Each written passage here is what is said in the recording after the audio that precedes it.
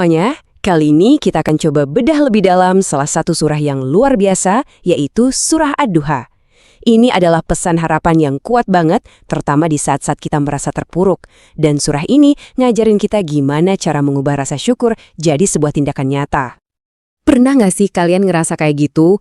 Mungkin lagi ngerasa sendirian, ngerasa semua usaha kok kayaknya sia-sia, dan mulai bertanya-tanya, pertolongan tuh ada di mana sih?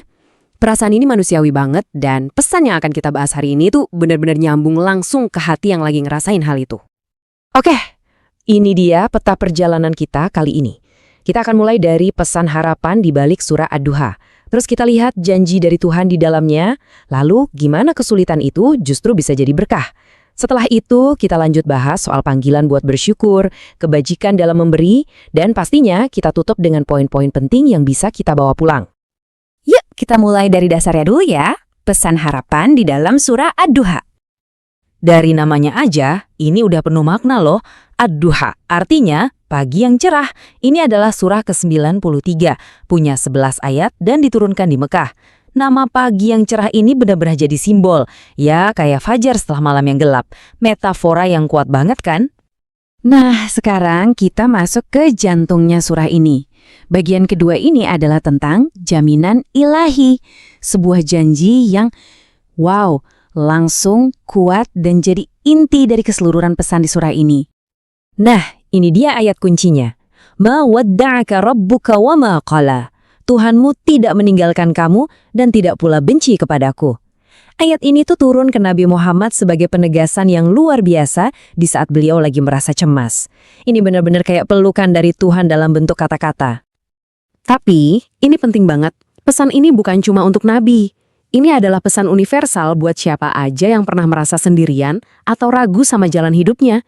Ini pengingat bahwa kita tuh nggak pernah benar-benar ditinggalkan. Selanjutnya, surah ini ngajak kita buat sedikit menengok ke belakang. Gimana caranya kesulitan itu bisa diubah jadi berkah, yaitu dengan mengingat nikmat-nikmat Tuhan di masa lalu sebagai sumber kekuatan kita. Di dalam surah ini ada 3 contoh transformasi yang kuat banget dari kehidupan Nabi. Pertama, tadinya seorang yatim, lalu diberi perlindungan. Kedua, tadinya bingung, lalu diberi petunjuk. Dan ketiga, tadinya serba kekurangan, lalu diberi kecukupan. Ini nunjukin dengan jelas banget gimana Tuhan mengubah setiap kesulitan jadi sebuah kekuatan. Oke, tapi menerima semua berkah ini tuh ada tanggung jawabnya kan? Jadi, gimana cara kita meresponsnya? Nah, itulah inti dari bagian kita selanjutnya, panggilan untuk bersyukur. Jadi, surah ini nggak cuma ngasih kita penghiburan, tapi juga langsung ngasih to-do list-nya. Ada 3 perintah spesifik. Jangan kasar sama anak yatim, jangan menolak orang yang minta tolong, dan yang penting, ceritakan nikmat Tuhanmu. Jadi, syukur itu bukan cuma perasaan, tapi tindakan nyata. Dan ide ini jadi makin kuat lagi kalau kita lihat ajaran lain yang melengkapi pesan surah ini dengan sempurna. Yuk kita lihat kebajikan memberi, atau yang biasa kita kenal sebagai prinsip tangan di atas.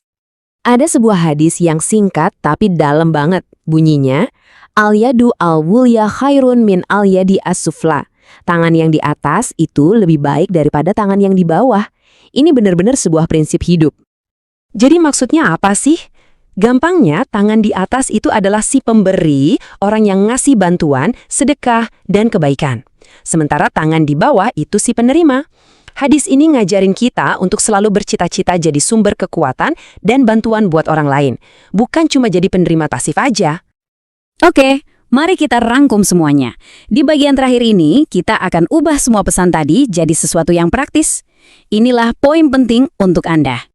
Kalau ada satu hal yang perlu kita ingat dari semua ini, ya ini dia. Tuhan itu selalu bersama kita. Jadi, cara terbaik untuk bersyukur adalah dengan menjadi saluran berkah bagi orang lain.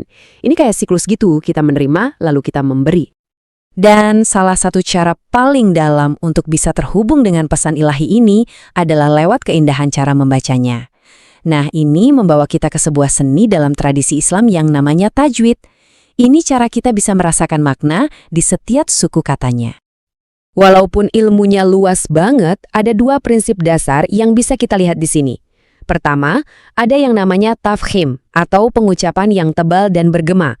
Kedua, ada tarkik, yaitu pengucapan yang tipis dan ringan. Tafkhim atau pengucapan tebal itu cara kita membaca huruf-huruf tertentu dengan suara yang penuh dan berat. Contoh paling pas ada di ayat pertama surah ini, di kata wadduha. Huruf dot di situ dibaca dengan tebal dan bergema.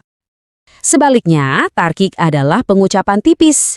Ini cara membaca huruf tertentu dengan suara yang ringan. Biasanya terjadi kalau huruf itu punya tanda vokal kasrah atau bunyi i. Ini semua tentang presisi dan keindahan dalam melafalkan. Oke, jadi setelah kita lihat pesan dan keindahan pelafalannya, ini dia 4 prinsip utama yang bisa kita pegang erat-erat. Pertama, kamu nggak pernah sendirian. Kedua, berkah di masa lalu itu bahan bakar buat masa depan. Ketiga, syukur yang sejati itu adalah tindakan. Dan terakhir, yuk kita berusaha untuk jadi tangan yang di atas.